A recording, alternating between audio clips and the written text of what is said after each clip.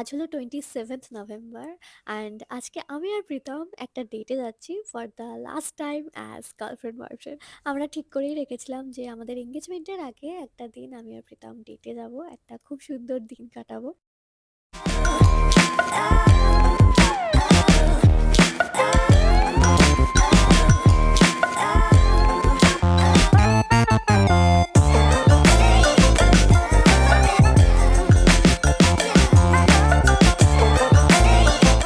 যদিও আজকে শুধু যে ডেটে যাব সেই জন্য না, অনেকগুলো কাজ নিয়েই বেরিয়েছি। আর এঙ্গেজমেন্টের বেশি দিন বাকি নেই, মাত্র আর 15 দিন মতো বাকি আছে। তো এই সময় তো প্রচুর কাজ থাকে, তো সেই সব কাজ নিয়েই বেরিয়েছি আর কি। আজকের প্ল্যান হলো যেসব কাজ নিয়ে বেরিয়েছি সেগুলো আগে কমপ্লিট করব, তারপর আমরা যাব একটা রেস্টুরেন্টে। আজকে তো আমরা অনেক কাজ নিয়ে বেরিয়েছি, অনেক জায়গায় যেতেও হবে। বাট প্রথমে আমরা চলে এলাম প্রীতমদের ফ্ল্যাটে।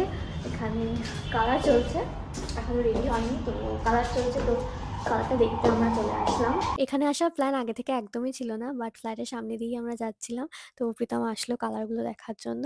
এখানে ওই 5-10 মিনিট মতো থাকবো, তারপরেই বেরিয়ে পড়বো।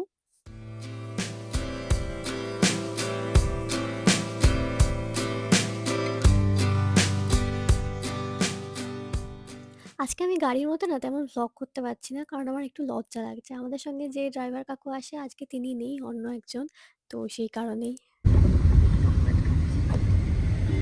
তো আমরা এখন যাচ্ছি এসপ্ল্যানেডে প্রীতমের এঙ্গেজমেন্টের স্যুটটা নেব, তারপর আমরা যাবো গড়িয়াহাটে। আমরা চলে এসেছি এসপ্ল্যানেডের রেমন্ড স্টোরে, তো আমাদেরকে একটু ওয়েট করতে বলা হলো। প্রীতম এঙ্গেজমেন্টের রাতে যে স্যুটটা পরবে সেটারই ডেলিভারি দেওয়ার কথা, তো সেটাই কালেক্ট করতে আসা হয়েছে আজকে আর কি। আজকে আমি নতুন জুতো পরে এসেছি, ওই জন্য ফোস্কা পড়ে গেছে অলরেডি আমার পায়ে, মানে পুরোপুরি এখনো পড়েনি, বাট আরেকটু হাঁটলেই ফোস্কা পড়ে যাবে। আমি স্যুটটা নিতে এসেছিলাম, বাট হলো না, একটু ফিটিংসে প্রবলেম হচ্ছে, প্যান্টসটা একটু টাইট হয়ে যাচ্ছে, ওই জন্য আজকে হলো না, আবার একদিন আসতে হবে। সময় সাজাচ্ছে হাতে, সময় 3 তারিখে দিয়ে দেবো বললাম, 11th তো অনুষ্ঠান, 3 তারিখে দিয়ে দেবো। ওকে। আর আমার এদিকে হিলস পরে একটু পায়ে ব্যথা করছে, ব্যান্ডেড কিনে নিলাম ওই জন্য। আর পরিষ্কার এই পাশে, এই এখানে, তারপর এই জায়গাটাতেও হচ্ছে। সব জায়গায় একেতে নতুন জুতো পরে এসেছি, আজকেই প্রথম পরলাম জুতোটা। তার ওপর অনেকটাই হাঁটতে হয়েছে, গাড়িটা একটু দূরে পার্ক করা হয়েছিল। তো হেঁটে রেমন্ড স্টোরে গেলাম, তারপর হেঁটে আবার আসলাম গাড়িতে। তো ওই জন্যই আমার পায়ে মানে ফুসকা পড়ার মতো হয়ে গেছে, লাল লাল হয়ে গেছে অনেক জায়গায়। তো যাতে হাঁটতে পারি আমি ঠিকঠাক করে, ওই জন্যই আগে থেকে ব্যান্ডেড লাগিয়ে নিলাম। এবার আমরা চলে এসেছি তানিশকে, একটা রিং অর্ডার করা ছিল, সেটাই আজকে কালেক্ট করছি। আমাদেরকে কিছুক্ষণ ওয়েট করতে বলা হলো। বাই দ্য ওয়ে, আমরা এসেছি গড়িয়াহাটে তানিশকে, আর গড়িয়াহাটেই আমাদের বাকি কাজগুলো আর কি রয়েছে।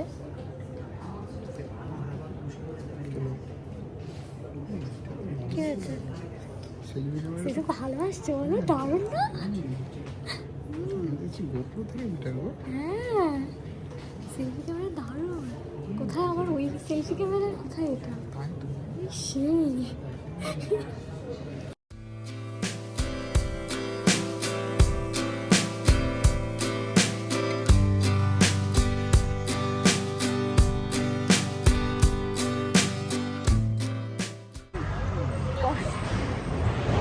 তো রিংটা অর্ডার করে গেছিলাম, তো আজকে নিয়ে নিলাম। এরপর আমরা যাবো আদি আকশায় যাবো, ওখান থেকে কয়েকটা শাড়ি নেওয়ার আছে, অ্যান্ড প্রিয়ঙ্কা বিষয়তেও যাবো, ওখান থেকেও শাড়ি নেওয়া আছে। ফলস পিকও করতে দেওয়া ছিল আর কি শাড়ি কিনে, এখন কালেক্ট করবো, তারপর একটু বিষ্ণুতেও যাবো, অনেক কাজ আজকে। সুফলদার মা আন্টি কয়েকটা শাড়ি কিনেছিল আদি আকশাই থেকে আর প্রিয়গোপাল বিষয় থেকে, তো সেগুলো ফলস আর পিকো করার জন্য রেখে গেছিল, সেগুলোই আমরা আজকে কালেক্ট করে নিচ্ছি। আমরা যখন এইদিকে আসলামই, তো ভাবলাম আমরাই তাহলে কালেক্ট করে নিয়ে যাই। এ বাবা,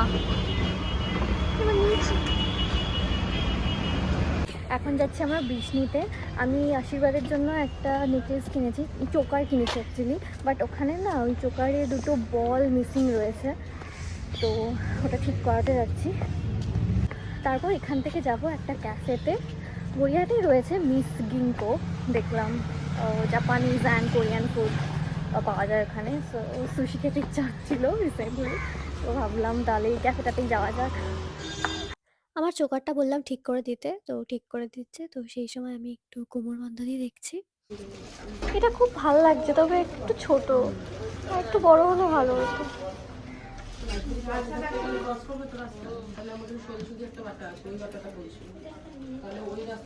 দেখে আমি কোমরবন্ধনী নিলাম।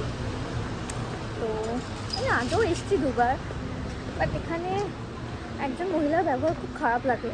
আমি একটু কনফিউজড ছিলাম যে আমার কোমরবন্ধনী চেইনটা বাড়াতে হবে কিনা, মানে শাড়ি পরবো, শাড়ির উপরে কোমরবন্ধনী পরবো। তো তো আমি ভাবছি যে একটু কি বাড়াতে হবে, শাড়ি পরলে কি একটু বেড়ে যাবে। তো ও হাফ কি 1 ইঞ্চি, তো ভাবছিলাম, একটু কনফিউশনে ওনাকেই জিজ্ঞেস করছিলাম। যে উনি আমাকে বলছে কি তা, আমি বলছি শাড়ি পরলে কি একটু বেড়ে যাবে, তো মনে হচ্ছে একটু হয়তো অ্যাড করতে হতে পারে চেন। তা উনি বলছেন কি যে কেন তোমার শাড়ি পরলে কি তুমি কি মতো কিসের মতো হয়ে যাবে, তুমি মানে শাড়ি পরলে তুমি কত না ফুলে যাবে, এরকম একটা কথাবার্তা বলছে। আমি তো ওনার কাছে সাজেশনই চাইছি, একটু ভালো করে কথা বলতে লোকের কী সমস্যা হয় আমি বুঝি না। এনিওয়ে, তো কিনলাম তো কোমরবন্ধনী আমার জন্য আর ইনির জন্য। এবার যাবো ক্যাফেতে। ওকে, তো ফাইনালি আমরা পৌঁছালাম। এখন বাজে 4:20। তো সমস্ত কাজ হয়ে গেছে আমাদের। এই রেস্টুরেন্টটায় আমরা আজকে ফার্স্ট টাইমই এলাম। আর দেখছি বেশ ফাঁকাই রয়েছে। আর আমাদের ভীষণ খিদে পেয়ে গেছে দুজনেরই। তো আগে কি অর্ডার করব সেটাই ডিসাইড করে নিলাম দুজনে মিলে।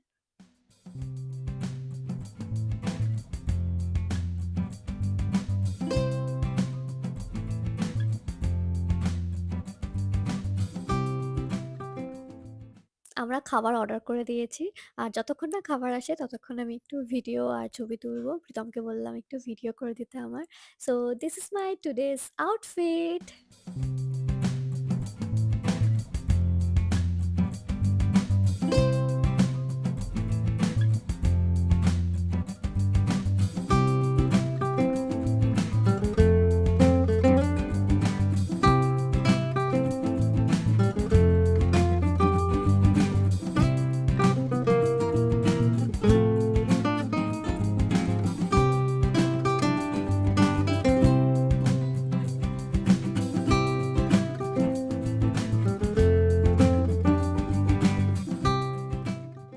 আমরা ১ম এ ডিমসাম নিয়েছিলাম। ডিমসামটা বেশ ভাল লেগেছে।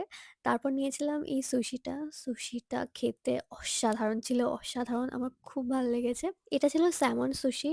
প্রীতম তো জাস্ট একটা খেয়েছে। প্রীতমের সুশি ভালো লাগে না। তো বাকি ৩ টে আমি খেয়েছি। আমার তো খুব ভালো লেগেছে। আমি ভাবছিলাম যে প্রনের কিছু একটা অর্ডার করব। বাট ওরা বলল যে আজকে প্রন বা পর্ক কোনো কিছুই এভেইলেবল নেই। শুধু চিকেন আছে।